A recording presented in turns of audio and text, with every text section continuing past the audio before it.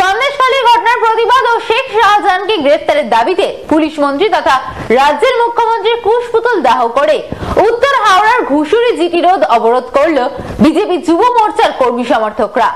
প্রায় 15 মিনিট পথ অবরোধ থাকার পর পুলিশ প্রশাসনের হস্তক্ষেপে অবরোধ ওঠে এবং যান চলাচল স্বাভাবিক হয়।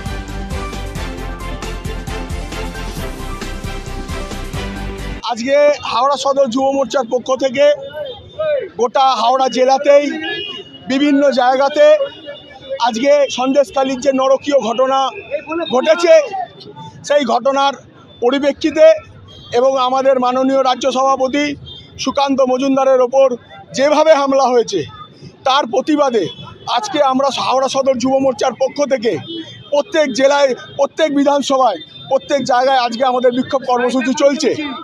সন্দেশখালীর মতো যেখানে আজকে আমরা দেখতে পাচ্ছি যেখানে মহিলারা একদমই সুরক্ষিত নয়, মহিলাদের আজকে ভাবতে হচ্ছে যারা এখান থেকে যাচ্ছেন ওখানে তারা দেখতে পাচ্ছেন মহিলারা আজকে কিভাবে আক্রান্ত।